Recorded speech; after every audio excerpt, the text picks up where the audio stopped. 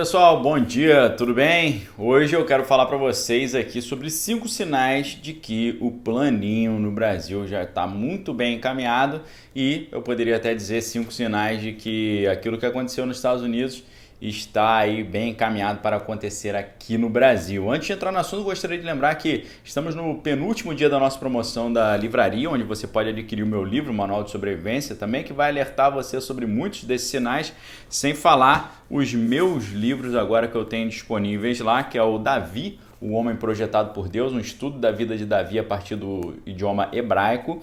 Aqui você tem o Carpós Desvendando os Frutos do Espírito, também de minha autoria, um livro sobre a salvação, o conceito de salvação dentro da Bíblia. E você tem aqui esse do Gary Allen, que está numa promoção muito legal, com 21% de desconto, saindo de R$ 34,90 por R$ 27,57. Esse aqui, quem não leu esse livro não sabe o que está acontecendo no Brasil e no mundo. E, para finalizar, a história em quadrinho Kelef, Caçador Gigante, que eu tive o prazer de escrever a história, junto com meu amigo ilustrador Diogo Geraldo, que é uma narrativa da história da Bíblia a partir de uma roupagem contemporânea de história em quadrinho. Você vai gostar demais.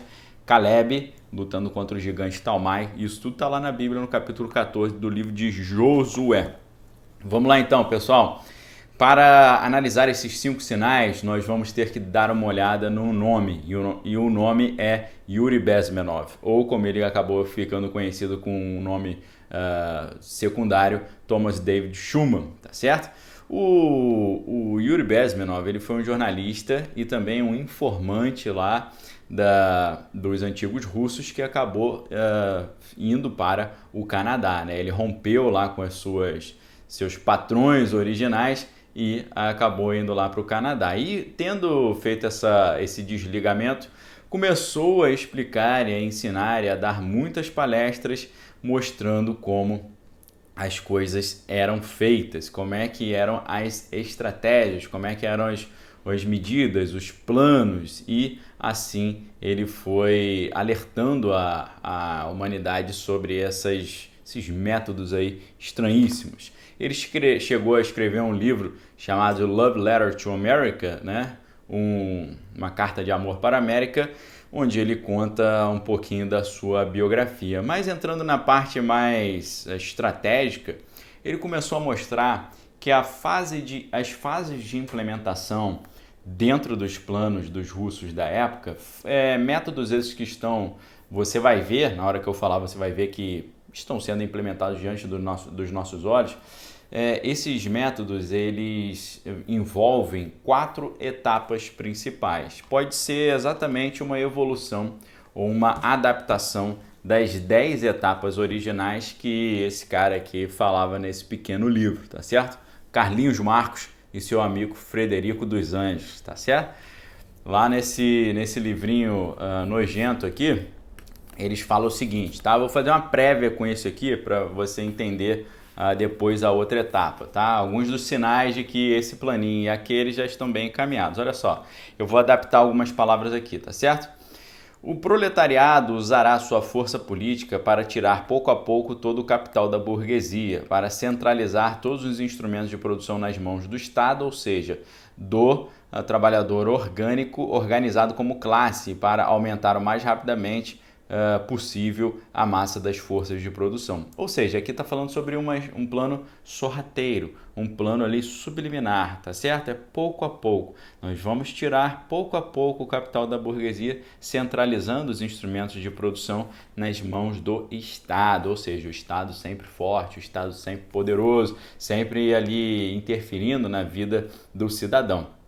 E aí, fala, naturalmente, isso só poderá ocorrer no início por meio de medidas despóticas, ou seja, despóticas medidas bem incisivas, tá certo? Para não dizer outra coisa. Medidas no direito de propriedade nas relações de produção.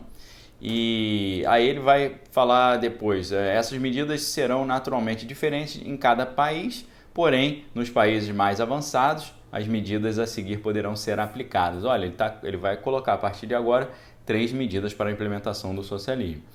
Uma, expropriação da propriedade fundiária, né, e aplicação da renda da terra para as despesas do Estado. Segundo, imposto progressivo forte. Terceiro, abolição do direito de herança. Quarto, confisco da propriedade. Quinto, centralização do crédito nas mãos do Estado, com o Banco Nacional, com capital de Estado e monopólio. A gente está vendo hoje a questão aí do como é que está os bancos centrais estão se fortalecendo, né? E foi com o estabelecimento dos bancos centrais mundo afora que eles conseguiram manter esse controle. Centralização dos sistemas de transporte na mão do Estado, aumento das fábricas nacionais, obrigação do trabalho para todos, organização dos grupos industriais, especialmente na agricultura, unificação do trabalho agrícola e industrial e educação pública e gratuita para todos. Aí você olha, poxa, que maravilha, né?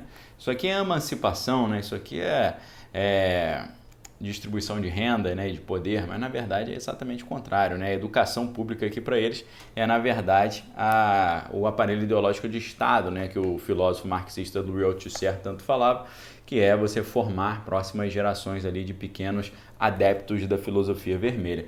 Já o Bezmenov, é claro que com tudo isso que você viu aí, você já viu que o plano está sendo implementado diante dos nossos olhos. Agora, o Bezmenov falava de 4 fases de implementação, tá? E essas fases envolvem ali um tempo necessário de implementação e os objetivos específicos e as consequências. A primeira fase ele chama de desmoralização. Ela envolve um tempo necessário de 15 a 20 anos, que é o tempo necessário para educar toda uma geração com esses princípios vermelhos, opostos aos princípios e valores tradicionais, gerando uma total inversão dos valores. Você está vendo isso no Brasil e no mundo? Claro que está vendo, né? Então os objetivos aqui são a religião, a educação, a cultura, a comunicação social, as leis, as relações sociais, a segurança, a política interna e externa, família, saúde, etc. Veja que saúde está aqui, né? E a gente está vendo uma crise sanitária global. Esse é o primeiro período, dura de 15 a 20 anos. Depois já é o período de desestabilização. O tempo necessário é de 2 a 5 anos, que é o período necessário para ali mexer nas estruturas políticas, econômicas e sociais. Já é uma coisa mais estrutural, você já praticamente você está mexendo na fábrica da sociedade. E aí o alvo e a objetiva são disputas pelo poder, pela economia, a estrutura social e a política externa, tá certo? A gente está vendo isso? Obviamente. Agora, como nós vivemos em 2020 um ano de crise sanitária global, aí já é o terceiro ponto desse processo de implementação na ótica do Bezmenov, que é o processo de crise. Tá? O processo de crise dura de 2 a 6 meses e é o momento em que é implementada uma crise generalizada, gerando desordem, gerando muito medo, gerando movimentos mais intensos, apresentando, claro, né? Aí a sociedade fica completamente problemática, todo mundo fica ali assustado, mas eles apresentam que a solução para esses problemas é um governo forte, é um governo que tenha muito poder, é um governo que centralize, tá? E aí entra uma alternativa, né, de mudança de governo. Lembrando que aqui no final desse livro, né, no último parágrafo, eles falam, o Carlinhos Marcos vai falar exatamente sobre essa fase aí derradeira, né? No último parágrafo ele diz: os socialistas se recusam a dissimular as suas opiniões e intenções e declaram abertamente que os seus objetivos só podem ser atingidos com a derrubada abrupta de toda a ordem social vigente. Ou seja, é nesse momento que eles tentam derrubar a ordem social vigente. E aí você tem confusão generalizada na sociedade, né? E os agentes ali desse plano começam a sair da toca e atuar diretamente na sociedade. Depois, caso eventualmente eles consigam os seus objetivos de derrubar a ordem social vigente, aí entra a fase de normalização. A fase de normalização é tentar eternizar esse novo estado de coisas, essa ordem de coisas nova, tá certo? Então, em teoria, é uma normalização pretendida como permanente. Nesse momento, essa nova realidade que é colocada, né, ela faz com que aqueles que eram os agitadores do primeiro momento sejam jogados para escanteio. Nos Estados Unidos, você pode dizer que você está vendo uma fase de normalização. Conseguiram trocar o poder e agora todos aqueles grupos mais assim de fazer arruaça na rua, eles colocaram para escanteio. Porém, os grupos agora estão reclamando, estão querendo, né, os seus direitos também.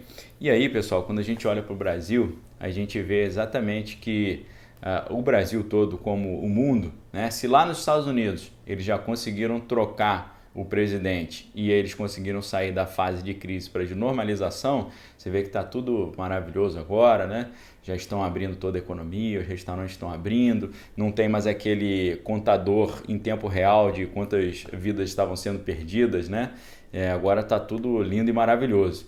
Então, eles já estão na fase de normalização, nós ainda estamos na fase de crise, né? Que eles tentam, fica se valorizando essa situação complicada socialmente e tal, e agora já estão dizendo até que na média móvel, em alguns dados, o Brasil já passou os Estados Unidos. Lembra que eu falei para vocês que eles iam fazer isso? Eu ia falar que o Brasil ia estar em primeiro lugar no mundo no problema aí?